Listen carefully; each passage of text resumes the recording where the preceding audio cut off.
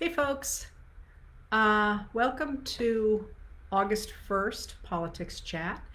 I'm afraid I'm a little bit discombobulated since what should have been a 3-hour drive took 6 hours. Um, can you hear me? Can someone make sure that you can, that yeah, it looks like people can hear me. Okay. So I came to home, and of course, just as I was pulling in, my phone was absolutely blowing up with news about the fact that former President Trump has been indicted on 4 counts related to the January 6th attack on the U.S. Capitol in an attempt to overturn the results of the 2020 election. Um, so I will explain this to you. I took the time, as you know, to read the indictment and to read around a little bit about what people are saying about the indictment and what I think about the indictment in what is ironic timing. As you know, I just read the audiobook for my new book last week, and I reread all this stuff so I could go through, for example, the Co-conspirators and say, oh, I know who that is, I know who that is, I know who that is, just because it's very fresh in my mind. But I just want to say that for all that it seems to fall into the category of high time, this is a sad day in many ways. Not sad that the Department of Justice has indicted an official. It seems, as I say, like high time, but that so many people are willing to follow somebody and who supported somebody who committed the crimes or allegedly committed the crimes that are outlined in this indictment. And that's, let me say, first of all, that, and also that what we have right now is an indictment. It is not a conviction, and it is limited in a number of ways that I will tell you about. So I'm sure you want me to get into the meat of things, so here I go. First of all, a grand jury has handed down an indictment on the former president, Donald J. Trump, on 3 counts. And that's going to be an important setup, because it's important to remember this is going to get spun, certainly by Donald Trump and his loyalists, as being Jack Smith, the Department of Justice, going after Trump. And I'll tell you more about that in a bit. But it's not Jack Smith. Jack Smith is a special counsel for the Department of Justice. But it is a jury, a grand jury of our peers who looked at testimony, documents, indications of what happened between the November 3rd, 2020 election and January 6th, and early in the morning of January 7th. And looking at what they saw there, they believed that Trump had committed 4 crimes, and they have indicted him on those 4 crimes. So it's important, and you'll know in a minute why I'm emphasizing this. So it's important to remember that this is not Jack Smith going after Donald Trump. These are people like you and me saying, man, there's a lot of stuff here that we think constitutes a crime. And when the Department of Justice brings indictments, they're successful. I believe it's 99% of the time. So they don't mess around with stuff that isn't really convictable. So first of all right, so the indictment charges Trump with 3 criminal conspiracies. All right, that's important, first of all, because conspiracies are an agreement among a number of people. And again, remember, I do not have notes, so be aware that I might misspeak. I'm trying to be really careful here, and I am not a lawyer. I'm telling you as a historian what I saw when I read that document. So, I'm not going to tell you what defenses could be or what the attacks could be or anything. I don't know. That's not my thing. But I do know that a conspiracy is an agreement among 2 or more people to commit a crime. And a conspiracy does not have to succeed in order to be a crime. So you can be part of a conspiracy that tries to do something criminal, you don't pull it off, you have still committed a crime. And that's going to be important, of course, because he didn't succeed in overturning the results of the 2020 election. All right, so the first of these is a conspiracy to defraud the United States. Okay, it's a conspiracy to defraud the United States by using, let me turn off my phone here. By using dishonesty, fraud, and deceit to impair, obstruct, and defeat the lawful federal government function by which the results of the presidential election are collected, counted, and certified by the government. That's a biggie. You don't want to conspire to defraud the United States. All right, so that's the first one. The next is a conspiracy to I'm sorry, this is so me. They split an infinitive, and I wish they hadn't split an infinitive. But nonetheless, the second one is a conspiracy to corruptly obstruct and impede the January 6th congressional proceeding at which the collected results of the presidential election are counted and certified. So he tried to obstruct and stop the Congress from counting the electoral votes on January 6th that certified that Joe Biden had been elected president. And the third is a conspiracy against the right to vote and to have one's vote counted. Okay, so there's 3 conspiracies, there's 4 counts that I'm not going to break down. And this is actually quite interesting. In the indictment, there are 6 co-conspirators referred to. They're not named, they're referred to. 4 of them are attorneys, 1 is a Department of Justice official, and 1 is a political consultant. Now, I've made some guesses about who those people are, as I say, based on the fact I've just read through, weirdly had just read through all this last week, less than a week ago. They appear to be, and again, I could absolutely be wrong, but it certainly appears from the way they are described that the co-conspirator number 1 is Rudolph Giuliani, who is they're identified by actions that they took during this period, and if you know the actions, you can look and say, oh, that's something Giuliani did. So I believe that co-conspirator 1 is Giuliani. I don't know the numbers of the others because I didn't write them down. I read it really quickly, obviously. John Eastman, who really pushed the idea that fake electors could overturn the real electors within their states. I'll tell you more about that in a minute. Ken Chesbrough, who came up with a theory about the way that fake electors could be used to enable Vice President Mike Pence to overturn the legitimate electors.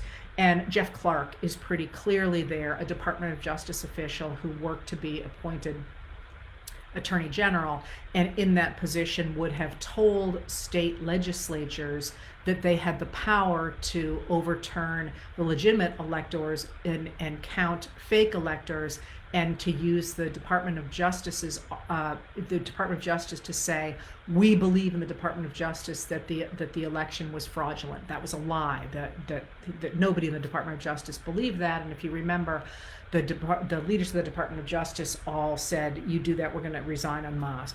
You can't do that. So my guess is that's who it is. All right. So a couple of things while I'm thinking about the conspirators.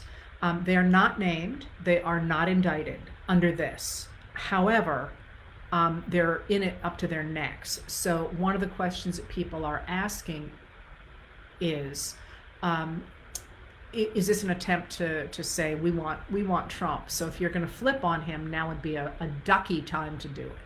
Or are there in fact going to be superseding indictments that pull these people in as well? So what the indictment says is this. First of all, let me step back a second. Somebody keeps saying Sidney Powell is one of the co-conspirators. Absolutely could be. I'm not saying yes or no. I'm saying, as I read through it on one thing, I went, bang, that's Giuliani, Eastman. I could just see those. I'd be surprised if Powell wasn't there, but I'm not going to go on that one. All right, and I'm not going to make guesses about the others, and I'm going to tell you more about that in just a minute. All right, so what the indictment says is this, and it's the thing about so far what we know about Smith's indictments, the ones that are crafted under him, is that they're really simple and they're really, really, really clear. So if you have any interest in this, I urge you to read it. It's 45 pages long. It's very, very clear, and it's very easy to read. It's very easy to find. People are linking it to all over. It's the cliff notes of what happened between the election and January 7th. So it might be worth just taking a look at. But what it says is important for the way it's set up. So after saying this is what we're doing, the indictment says that Trump had the right to challenge the election, which you'll see there's a lot of among Trump loyalists, there's a lot of murkiness. Like they're saying, oh, you're saying, we can't say whatever we want. That's not true at all. And this is one of the things I always say to you: stay in the lanes, keep the issues separate, because if you mix them all together, it's really easy to get confused about what's happening. So the indictment starts out by saying Trump had every right to challenge the election. People do it all the time. And he did do that, and he lost repeatedly, and that, made it clear he didn't have a leg to stand on, but he had every right to do that. It also says he had the right to lie about the election. He could go out and say, I won. He had the right to do that under the First Amendment. Which is, honestly, I anyway, as a historian and somebody who loves to argue, would love to argue that point. But that's not a place where Jack Smith is going, and where the indictment is going. He says he can do it. He's allowed to lie. What he could not do was use unlawful means, illegal means, to discount legitimate votes and subvert the results of the election. So right there he's saying, yeah, you wanted to challenge it, fine. You wanted to lie about it, that's fine too. But you couldn't break the law to overturn the election. So he's limited right there to a very clear issue, what is going on. All right. I'm sorry, I'm kind of watching. You've seen more news than I have, so I'm kind of watching what you're saying with one eye. All right, so what the, and if I'll throw stuff up if, okay, say happy birthday to your 90-year-old mom. I just saw that go by. All right, so what the indictment does is it focuses on a couple of things. It focuses, first of all, on the fact that Trump knew he lost. Because one of the things that he and his loyalists have continued to try and hammer home was that, we were just trying to make sure it was legal. We didn't know. We were just raising legitimate questions. It's point after point after point of how many times he was told he had lost, and how many times he had himself said, I know I lost.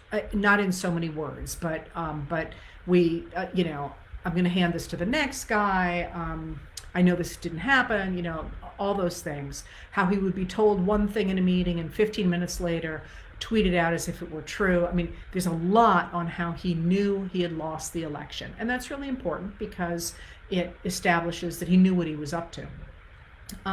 The other thing that it really focuses on, which is quite interesting to me, is that the gist of this is the false elector scheme. And that is not something necessarily that people really focused on when they thought about January 6th because of the violence of January 6th and the fact he egged on the rioters. But this fake elector scheme operated like this.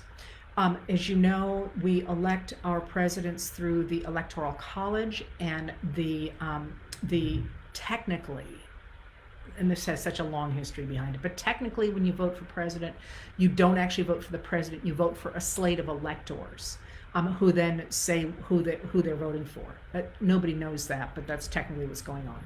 So what happened was Biden won in a bunch of important swing states, Georgia, Pennsylvania, Michigan, Wisconsin, Arizona. I'm sorry, there's probably others I'm not thinking of. Forgive me if you're from one of those states and feeling slighted. But those slates of electors legitimately said, in our state, Georgia, Arizona, Joe Biden won the election. And this is, of course, why Trump tried to get Georgia, the state Secretary of State Brad Raffensperger of Georgia, to say, oh, no, here's the extra votes Donald Trump needs in order for those slates to switch to him. When that didn't work, and they put pressure in a number of states, not just in Georgia, when that didn't work, this lawyer came up with another scheme, which was to have loyalists in those states come up with a fake set of electors saying, actually, we're the real electors and we think Trump won. And initially, apparently, and I only skimmed it quickly, they said to, and I'm combining it with other stuff I know, they said, well, we'll only use these if there's any problem with the real ones. But then they started to come up with this idea that they would throw out the real ones and turn to these, arguing that the real ones were fake, were fraudulent, because there were so many fraudulent voters in that election. They were not, but that's what they were going to say. And that was the whole scheme behind getting, first of all, they tried to put a lot of pressure on the state legislatures to issue new electors. When that didn't work, although they came up with fake slates, the idea was for Mike Pence to say, oh, there's a confusion here in this state. I'm going to either throw out both of these. If you throw out all of the contested states with the fake electors, Trump would have had enough votes to win. Or if he said, I just can't decide, the hope was on the part of the Trump people that it would throw the election into the House of Representatives, where every state gets a single vote, and because the delegations of more states were Republican than were Democratic in that House, Trump would win the election. It was kind of, heads I win, tails you lose. No matter how they sliced it at that point, Trump was going to win, which is, of course, fraudulent. He didn't win the election. He lost it by 6 million votes and by 306 to 232 in the Electoral College, but don't quote me on that one. All right, so it really focuses on that scheme, not on the violence. It talks about the violence, but it's really focused on that fraudulent scheme. And what that says to me, a couple of things. It says, first of all, they've got the goods. They've got emails, they've got documents, they've got phone messages, they've got things that put this together in a way that it's much harder to prove, oh, he said Mike Pence did something bad, therefore somebody hit Officer Mike Fanone. That's harder to prove. And this seems, as I say, very, very, very tight. So it looks like, as I say, a pretty tightly held argument, and one that I can't tell you how much I would love to see the documents for, but my guess is it's a pretty clear, cut and dried case. And I'm going to tell you more about that in just a minute. All right. So now there are some interesting things in this from my perspective, only from my perspective. One is that one of the people who is involved in as it shows up in this indictment, is the chair of the Republican National Committee, and that's Ronna McDaniel. And we knew that she had been involved. She's actually in this indictment. She's not indicted, but it's clear that she is participating. That's a really big deal. If the chair of the Republican Party was party to a scheme to overturn a legitimate election, that just destroys the legitimacy of the Republican Party. Lots of people said, oh, Trump's an outlier, he's fringe, he's not part of the party. This puts the party behind that attempt to destroy our government. And that's a very weird thing, actually, for me, because as you know, I wrote the history of the Republican Party, and I've maintained that was this poison or cancer growing in it that the party would eventually throw out.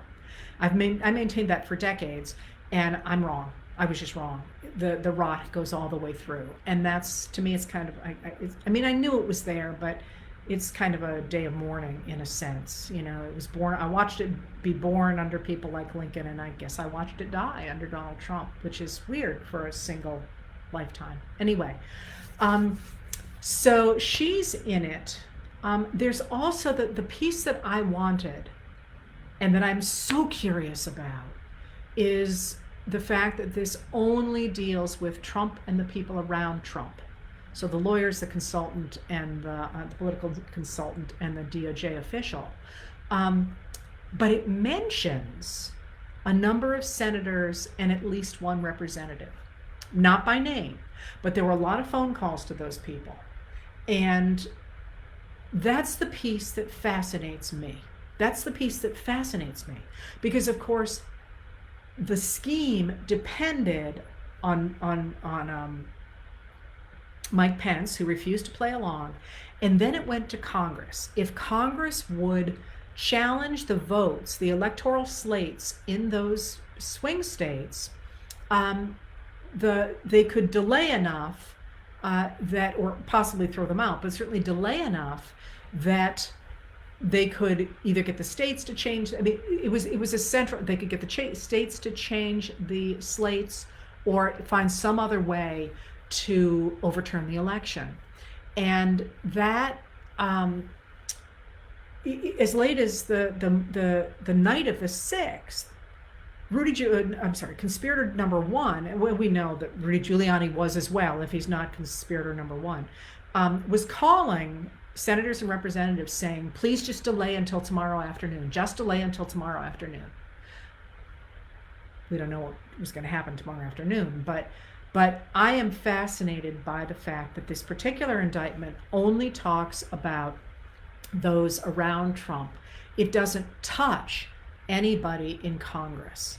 And although it says there are Congress critters here that participated in phone calls at least, but it doesn't touch them. And I can think of a number of reasons why that's the case, for sure. But it is, I think, important. And I'm going to tell you more about that in just a minute. All right, so just to finish up a couple of pieces with that, the Trump will be arraigned on August 3rd in the afternoon. I'm sure they've had some kind of agreement about what that's going to look like. And the judge that the case will be assigned to apparently is Tanya Chutkan. I looked it up. No, Chutkan. There we go. Tanya Chutkan. She is a Barack Obama appointee and confirmed 95-0 in the Senate, and has had a reputation of coming down very, very hard on January 6th. People being indicted in the January 6th cases for having attacked the Capitol. So there is here sort of a poetic justice. She was assigned by the system, the way it's done, by the fact that she has been quite hard on the foot soldiers, if you will, in that attempt to overturn the election. And now she's overseeing the ringleaders. And that's, I don't know, if I were writing a novel, I would think it was too obvious, but there we have it. All right. So let me tell you a little bit more about what I think is going on in this indictment. First of all, a lot of people are saying this is the biggie, and it is the biggie in some really important ways that I will talk about. But I will say, having read a lot on the documents cases, that if I were Trump, that's the case that I would really be losing sleep over in terms of where my future is going to be. That is, the Mar-a-Lago documents that he kept, although he was subpoenaed for them, and then he hid them and he refused to turn them over. Really important to remember, if he just handed them back, we would never be discussing this. He deliberately held on to those. And if you read that indictment, which again I urge you to do, you will see basically some of our very, very top intelligence community organizations are furious that he compromised their sources and their intelligence, and that people will die because of that. And they've said that. They've come out and been quite articulate about that, including Dan Coats, who was Trump's first Secretary of Defense and who is appalled by the whole thing. And in that case, once again, seems like there's a really clear set of documents, tapes, behavior including all this recent stuff that came out with the superseding indictment that says he knew full well what he was doing, he did it anyway, and he undermined our national security, which is, after all, like number one on what a country is supposed to do. He compromised the people who keep us safe, and he did so in really extraordinary ways. And the fact that he recently asked a judge if he wanted to talk about these documents outside of a SCIF, a secure room, and people's heads were exploding and saying it just proves he has no freaking clue the magnitude of what he has done.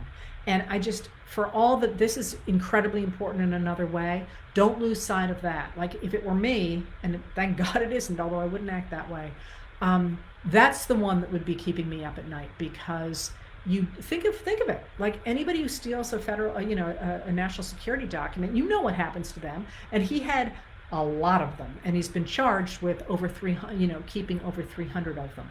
That's huge. And of course, you and I don't know the half of what's in that particular case. So don't lose sight of that one, because that one is so clear. There's nothing to understand. Really, read the indictment and you'll be like, oh man, like even I could argue this in court. So that one's still out there. But the reason that this one is so important is because, and many people said that this had to be charged, and I was one of those who really believed that was the case, was because when former President Trump refused to accept the results of the 2020 election, which were not close. As I say, this was not, somebody arguing over the 4 electoral votes, as has happened in our past, or any number of things. This was a clear win on the part of Biden. And Trump tried to overturn what makes this country a democracy and what is part of our history, the right for us to choose our leaders. He rejected that. We do not have, in his mind, we do not have the right to choose our leaders. Our leaders can get into power and then manipulate the system in such a way that we have to choose them. And that's absolutely exactly what autocrats like Vladimir Putin or Viktor Orban did in their countries. They took democracies, people kept voting, but it wasn't a fair vote. It was, people were suppressed from the vote. There were all kinds of ways that I've talked about so much to manipulate a vote in such a way that it's not a free and fair vote. Donald Trump did that in the United States.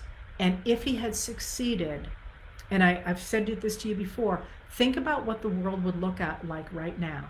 Because aside from anything that happened in the United States, which is, we know he was going to take us out of NATO, he was going to decimate the civil service and replace everybody with loyalists, he was going to take revenge on his enemies.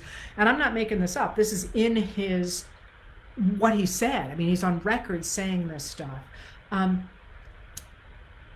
if he had been in office, and he would be doing that domestically, but internationally, of course, when Vladimir Putin's troops invaded eastern Ukraine, which has been was part of the 2016 deal for why Putin helped the Trump campaign, he would have walked in. The NATO and the United States would not have helped the Ukrainians, who would have fought until they bled out.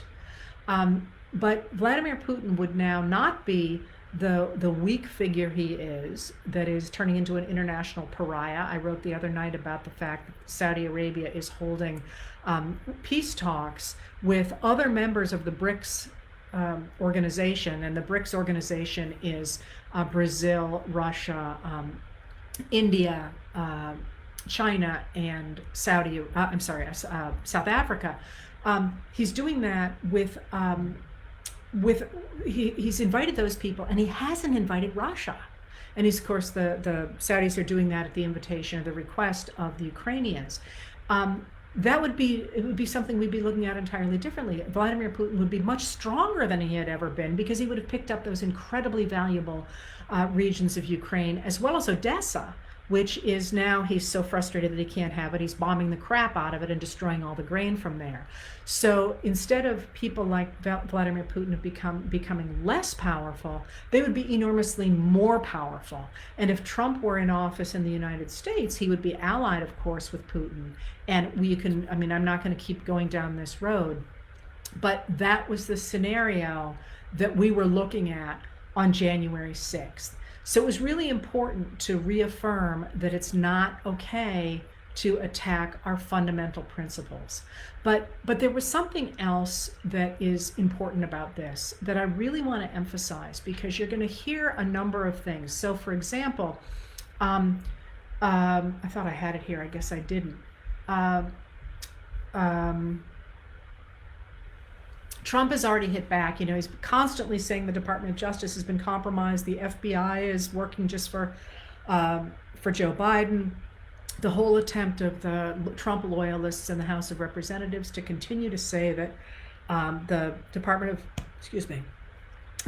Justice has been weaponized against Donald Trump, and they're giving Hunter Biden an easy pass. All of that is an attempt to protect Trump and to destroy our faith in our institutions. And I just wanted to remind you, this is actually what I was going to talk about before the indictment came down. The reason that the House Republicans are hammering on the Hunter Biden story is, first of all, to attack the idea that Joe Biden has character, which he does, and Trump does not, but also because they want people to think that you can't trust the Department of Justice and you can't trust the FBI. And you will see this, for example, in the hearing that was yesterday, I think, I've lost track of time, in which behind closed doors, the House Oversight Committee interviewed Devon Archer, who was Hunter Biden's business partner. And at that hearing, which is behind closed doors, every account of it says he denied that there had ever been any payoff, $5 million bribe that you've heard so much about, that Joe Biden had ever been involved in any business deals, any of that. But instead of having that in public, they're sort of implying that all sorts of things were said. They're salting the media with the idea that there's always something big there. And Dan Goldman, who's a Democrat from New York, who was actually at the hearing for the whole time, he's the only person who stayed the whole time, which suggests the Republicans really have no interest in what happened. They know they've got nothing. He keeps saying, release the transcript, release the transcript. If you're going to make this argument, you need to let people hear what Devon Archer actually said, because he totally exonerated Hunter Biden. I'm sorry, not Hunter Biden, Joe Biden. And of course, the Republicans don't want to do it because they're going on innuendo here. And they're doing that to undermine our institutions. And the reason that matters is because democracy, for all that we talk about it being, we get to have a say in our government. Democracy depends on institutions that are loyal not to one person or one party, but to the state, that say we are nonpartisan. We are simply here to run a democracy in such a way that people get treated fairly before the law, that they get good information about health care, for example. I was listening today to the new director of the CDC, and somebody said, how are you going to rebuild the trust that everybody's lost in the CDC? And I was ready to drive off the road, because the reason they don't have faith in the CDC is because the Republicans have been screaming about how terrible the CDC is. The CDC is a world-class institution. Do they make mistakes? Sure. So does everybody. But the idea that they are somehow politicized and in the pockets of the Democrats is just such an incredible insult to the extraordinary researchers and doctors who've been working to keep us safe for, since the CDC, the Center for Disease Control and Prevention, was formed.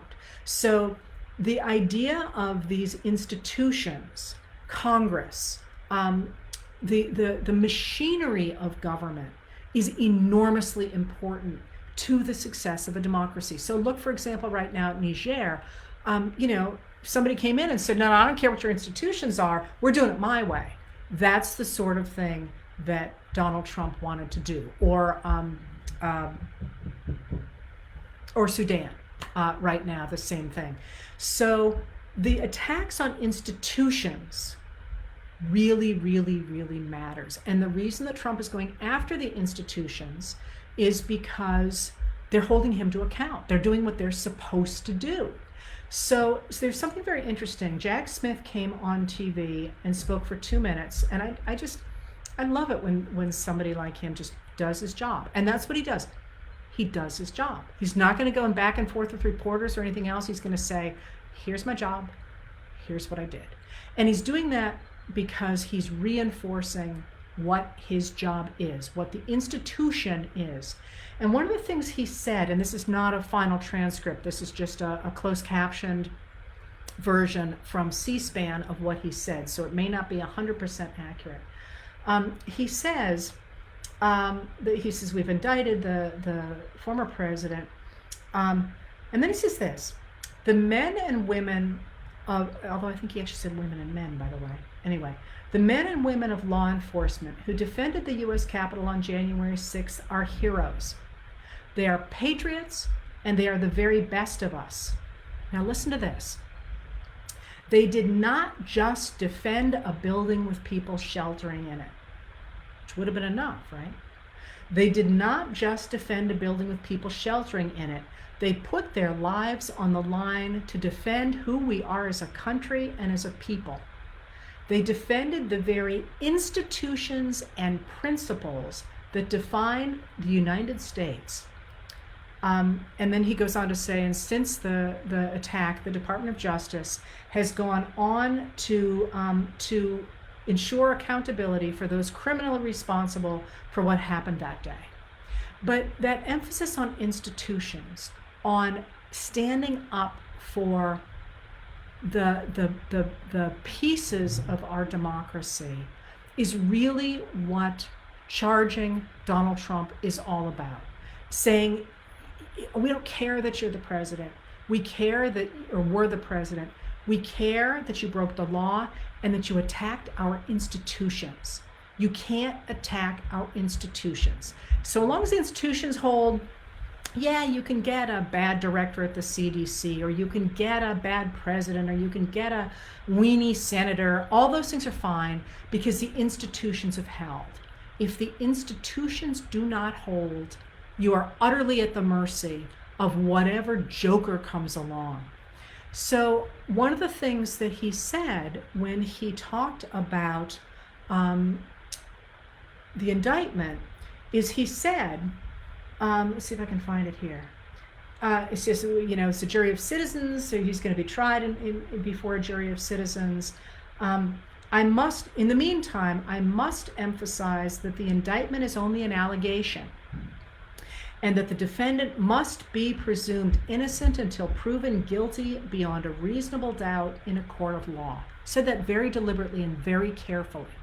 So again, what's he doing there? Again, you remember lock her up, and Donald Trump, who has responded to this indictment by literally complaining about the Department of Justice and calling them Nazis. He's saying we have to preserve our institutions, and our institutions say he is innocent until proven guilty, and he came out and said that.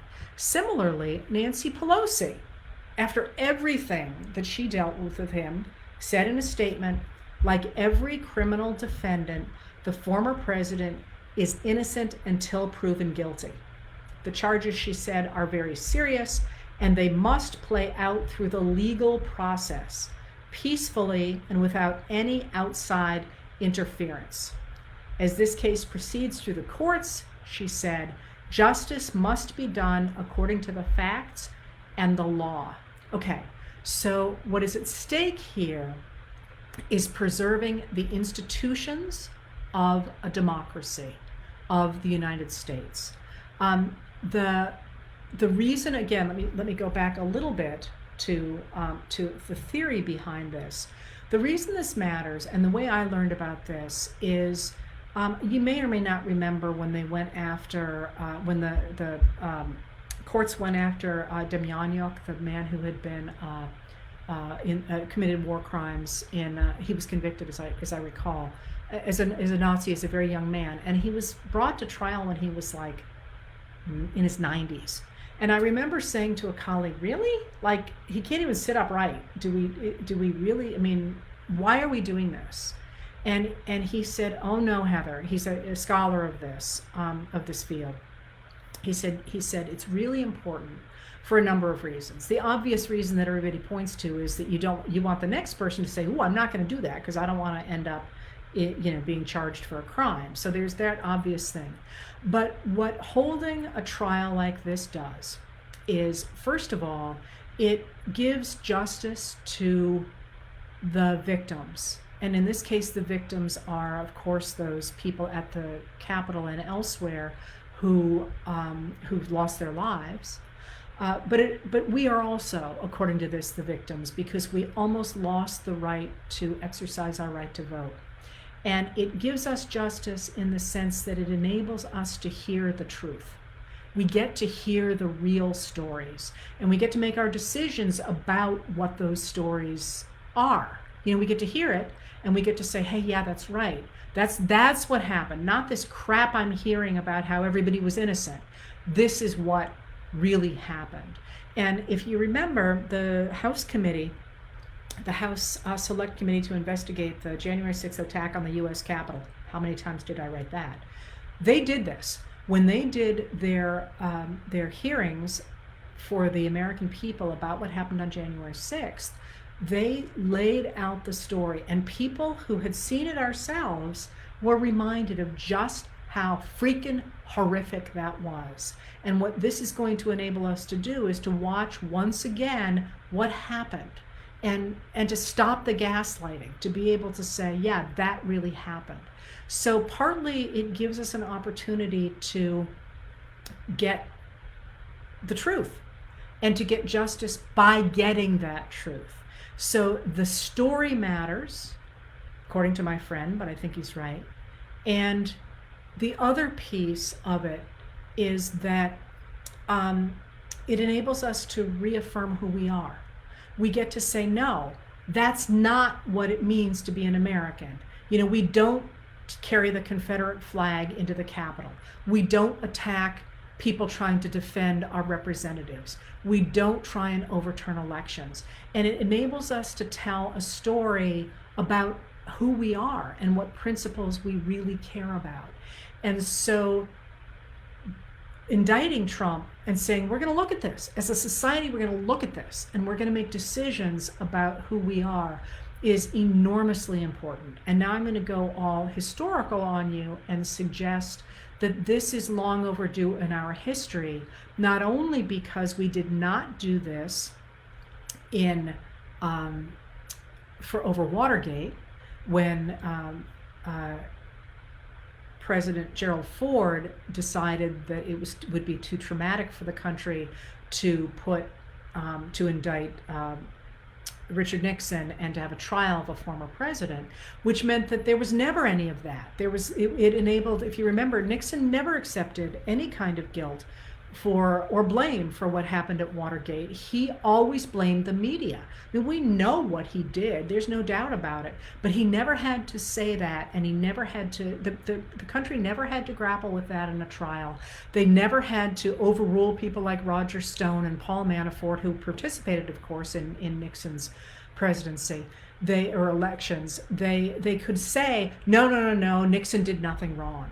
Had that been different, as you've heard me say before, I'm sure, I don't think we would have had the Iran-Contra affair, and I don't think we would have had Donald Trump even getting elected, because he could have known it could have happened to him too. But I'm going to go back even further than that, back to the Confederacy. The United States never held anybody responsible for taking up arms against the government of the United States and trying to destroy it. People argue about that sometimes. There were some executions. Those were for people either who participated in running the Andersonville prison camp or who were part of a conspiracy to assassinate Abraham Lincoln. The ringleaders of the Confederacy never bore any penalty for their behavior. Jefferson Davis was in prison briefly. He went on to have a life where he actually, became an insurance salesman, among other stuff. But many of the people who had taken the southern states, or tried to take the southern states out of the Union, and had been responsible for the deaths of 600,000 Americans. Never paid any penalty for it. And what that enabled was people to continue to make those same arguments from that point on. And the argument for not holding indictments and trials for people at the time of the Confederacy in 65, 66, 67 was that peace and generosity would change those people's minds, and that the white Southerners who had been given that kind of leniency would appreciate it, and they would become good members of society. And they didn't. What they did is they simply hardened their beliefs and hardened their arguments, and those arguments have continued to pollute this nation ever since. It was not an accident, of course, that one of the rioters on January 6th carried a Confederate flag.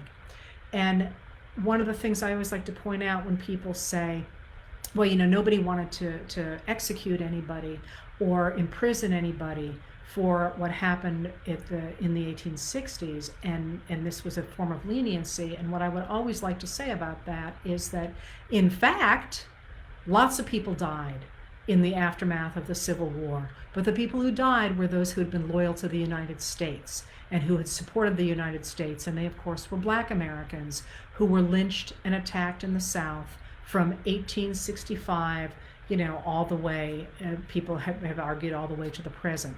So sweeping it under the rug and hoping that charity is going to solve a fundamental political problem of an attack on our institutions, we have proved does not work. Twice we've proved it does not work, maybe more times than that. It's time to try a different approach and to reinforce the institutions that give us liberal democracy. That is, I think, what we're up to here. And it is really instructive, again, when you look at what happened to Germany after World War II. The West Germany supported its institutions. It took people to trial. Some Nazis got off in West Germany. They didn't in East Germany, where they simply said, if we think you're guilty, you're going to be punished. And of course, East Germany then became ripe for authoritarianism. So I think that's what we're up to with this indictment. And I think it's going to be one hell of a rocky ride. I'm sorry for the profanity. I will say, though, that people are talking about what this means and what those of us who care about democracy should do.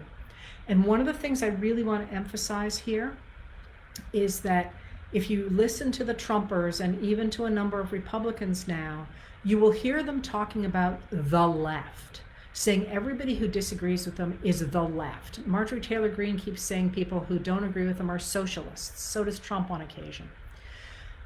There is a political left on the spectrum. Most Americans are not in it. Most Americans are liberals who support liberal democracy. That does not mean people on the left don't tend to support liberal democracy. It's a really small group of people in the United States. The right also does not support liberal democracy, and unfortunately it has been captured by, it has captured the Republican Party. The vast majority of us, some who used to vote Republican, everybody who voted, pretty much everybody who votes Democratic, believes in the concept of liberal democracy. And in this case, the word liberal, which has come to be an epithet because people like Newt Gingrich made it one, means that the government should do certain things. It should protect the right to trial by jury. It should protect free speech. It should protect the idea that everybody is treated equally before the law. It should protect academic freedom. It should protect free markets in the sense that the government shouldn't tell you how, what Ron DeSantis is doing in the South, in Florida. It should protect the tenets of democracy. It should protect the right to vote. It should protect the things that enable an individual, that's the liberal part of liberal democracy, liberal means free, an individual to be able to determine her or his own fate. That's what liberalism means. It doesn't mean you're a Republican or a Democrat. In fact, it's Eisenhower, a Republican, who articulated this most fully in the 20th century. And it's important to start pushing back and to say we support democracy. We might not agree on politics at all. We might disagree about financial policy. We might disagree about schools. We might disagree about any number of things. But we support the institutions that protect our right to determine our own fate. We get honest news from the CDC. Yeah, it screws up sometimes, but it has a principle of being honest. We support free elections. Yeah, sometimes people screw up, but the system holds. And one of the things that is really on the ballot here in coming up to the election of 2024 is the protection of the institutions of democracy. And whether you're a Republican, whether you're a Democrat, whether you're a Green, whether you're apathetic, whether you're any of those things, if we do not protect the institutions that keep the playing field level amongst individuals, we have no choice but to go toward a dictatorship of, theoretically on the left. That's what the Republicans keep saying, but that's not going to happen. It will be on the right in the United States in this moment. So one of the things somebody said to me, I'm really tired of hearing about how people like me are not patriotic. As you can tell, I care deeply about this country. I don't always like what it does, let me tell you. I don't, but that's sort of the whole point. I just wrote a whole book about that, actually. And I think it's time we start saying we're patriotic. We're the patriots. We're the people who care about democracy. It doesn't mean we want to go out and conquer worlds. It means that we care about preserving those institutions. And I, anyway, if I get organized, am going to start wearing a flag pin, and I'm going to start talking about the fact that we're not the ones who are trying to destroy our elections, who are trying to destroy our Congress, and who are trying to overturn our government. And it's time that we stood up and owned that and pushed back against those people who were willing to do it and who were willing to take away from us our right to have a say in our government and our right to be treated equally before the law. All right, that's plenty from me. I got to write a letter. I'm really kind of overwhelmed. That was a long drive, and that was a lot of news. And now I'm going to go check it again, see what else has happened. Thank you for being here. And I got to say, I'm actually, y'all know, I was not a Biden supporter, but I have come to be one. And I love the fact that he keeps closing with that story from his grandparents, that his grandfather would yell at him every time he left the house, "Keep the faith, Joey." And his grandmother would answer, No, Joey, spread the faith. And I think I'm at the spread the faith point.